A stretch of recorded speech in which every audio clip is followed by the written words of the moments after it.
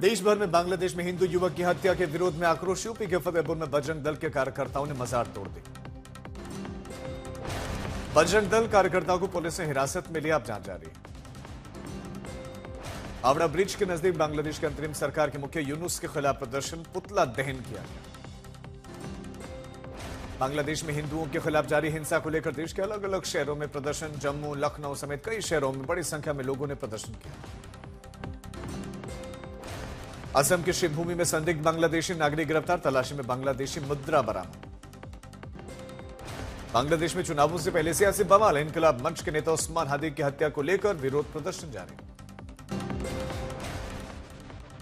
अंतरिम सरकार के प्रमुख ने हत्या से जुड़े हुए 12 लोगों की गिरफ्तारी की पुष्टि की है। हैदराबाद, कोलकाता में अल्पसंख्यकों की सुरक्षा और घुसपैठ पर चिंता व्यक्त की गई। भारी दबाव के बाद बांग्लादेश के अंतरिम सरकार के प्रतिनिधि ने लिंचिंग का शिकार हुए हिंदू परिवार से मुलाकात की। बांग्लादेश में लगातार हिंदुओं पर हो रहे अत्याचार और दीपू दास की निर्मम हत्या को लेकर रामगढ़ में विरोध प्रदर्शन, अंतरिम सरकार का पोस्टर चलाया गया।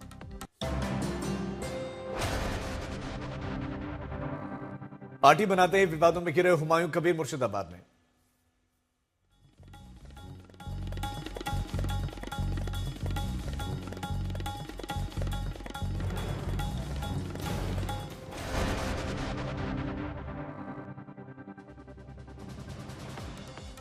बाबरी मस्जिद का शिलान्यास करने वाले हुमायूं कबीर अब हिंदू उम्मीदवार का टिकट काटने के बाद से सवालों में।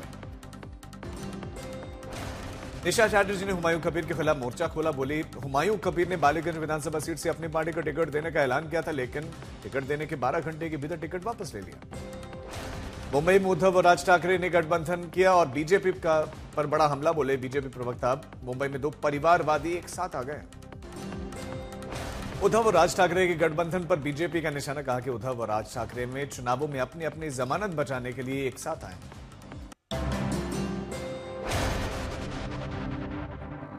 महाराष्ट्र शहरी निकाय चुनाव, उद्धव और राज ठाकरे ने गठबंधन का ऐलान किया, बोले कि दिल्ली में बैठे लोग मुंबई को तोड़ रहे हैं। प्रेस कॉन्फ्रेंस में बोले ठाकरे ब्रदर्स, मुंबई का मेयर मराठी ही होगा और एक साथ रहने के लिए हम साथ आए। ठाकरे का लक्ष्य 15 जनवरी को होने वाले 29 नगर निगम चुनाव में बड़ी जीत हासिल करना है। मुंबई के शिवाजी पार्क में प्रेस कॉन्फ्रेंस में बोले उद्धव ठाकरे, हमारी सोच एक है, शिवसेना, यूबीटी और एमएनएस एक है। सीटों का बंटवारा नहीं रखता मायने, सीटों पर फैसला भी जल्द होगा, कहा।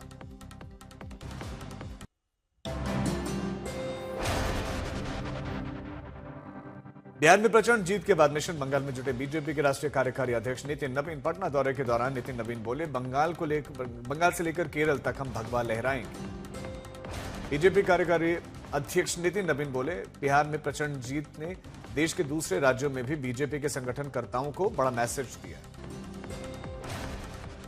सीएम नीतीश कुमार बिहार के स्वास्थ्य विज्ञान विश्वविद्यालय में निर्माण कार्यों का उन्होंने निरीक्षण किया, अधिकारियों के साथ बैठक भी की।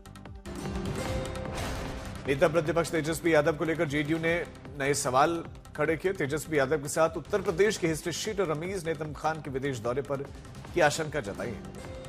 नीरज कुमार ने मोतिहारी में आरजेडी उम्मीदवार रहे देवा गुप्ता के भी तेजस्वी यादव के साथ होने की आशंका जताई। देवा गुप्ता पर कई आपराधिक मामले दर्ज होने की बात कही।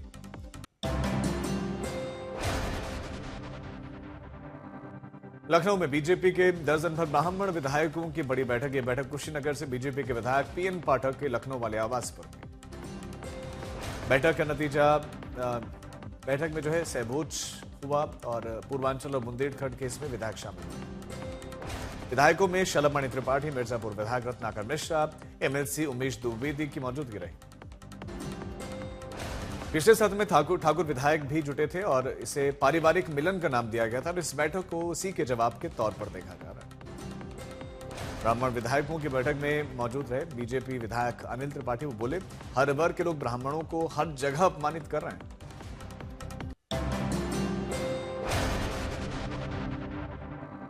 लखनऊ में शादी के नाम पर यौन शोषण करने और फिर शादी के लिए धर्म परिवर्तन का दबाव बनने वाले केजीएमयू के रेजिडेंट डॉक्टर पर एफआईआर, आरोपी हालांकि फरार। आत्महत्या के लिए उकसाने की धाराओं में रेजिडेंट डॉक्टर पर केस हुआ है दर्ज।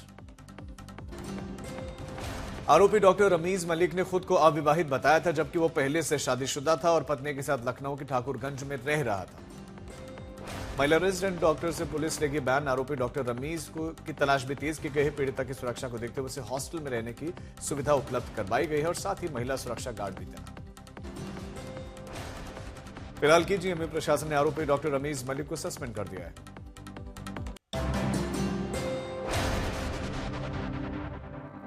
उन्नाव रेप पीड़ित केस मामले में पूर्व विधायक कुलदीप सिंह सेंगर को राहत मिले। दिल्ली हाईकोर्ट ने शर्तों के साथ जमानत दी। उम्र कैद की सजा पर विरोध। हाईकोर्ट के फैसले के खिलाफ रेप पीड़िता, उसकी मां और एक्टिविस्ट इंडिया गेट पर धरने पर बैठी। दिल्ली पुलिस ने जबरन हटाया।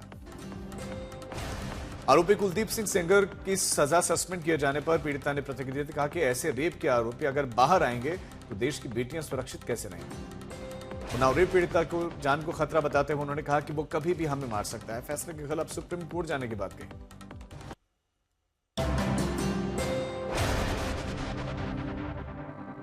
पूर्व पीएम अटल बिहारी वाजपेयी की 101वीं जयंती के मौके पर प्रधानमंत्री 25 दिसंबर को जाएंगे उत्तर प्रदेश। पीएम मोदी लखनऊ में पूर्व पीएम अटल बिहारी वाजपेयी के जीवन और आदर्शों का सम्मान करने के लिए एक राष्ट्र प्रेरणा स्थल का उद्घाटन करेंगे।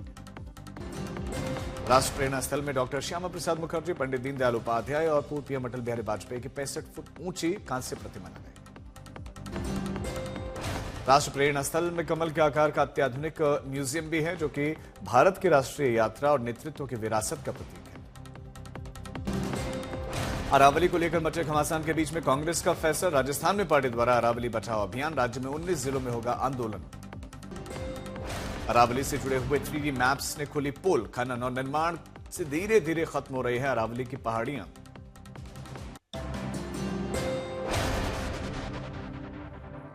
इसरो ने रचा कीर्तिमान। श्रीहरिकोटा से 6500 किलोग्राम का ब्लूबर्ड 2 सैटेलाइट किया गया लॉन्च और इस लॉन्च के साथ ही अंतरिक्ष में विस्तार में भारत के नाम एक और ऐतिहासिक तारीख दर्ज।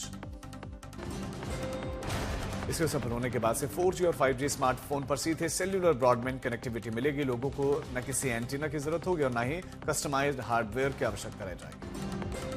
ये सैटेलाइट लगभग 6100 किलोग्राम वजनी है। एक ब्लूबर्ड सैटेलाइट में 64 स्क्वायर मीटर यानी कि फुटबॉल के आधे मैदान के बराबर का एंटीना होगा।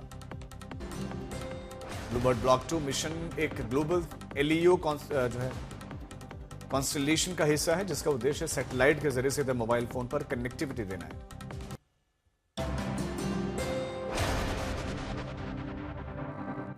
तमिलनाडु के ऊटी में बर्फबारी के चलते पड़ रही है कड़ाके की ठंड। सुबह खेतों और पेड़ पौधों पर पत्तों पर जमी दिखाई ऊस की ये बर्फ। सैलानी इस बर्फबारी को किसी सपने के जैसा ही समझ रहे हैं। पर्यटक बर्फ के साथ फोटो भी खिंचवा रहे हैं और खेलते हुए दिखाई दे रहे हैं। धर्मशाला में बूढ़ा सैलानियों का सैलाब। लोग ठंड में प्राकृतिक नजारों का लुत्फ उठाते हुए दिखाई दिए। कुल्लू में बर्फबारी के चलते पहाड़ों पर श्वेत श्रृंगार हुआ। बर्फ की सफेद चादर ने इलाके की खूबसूरती में 4 चांद लगाए। झांसी में महिला टीचर को टैंकर ने मारी टक्कर। 100 मीटर तक घसीट ले गया ड्राइवर, मौके पर मौत।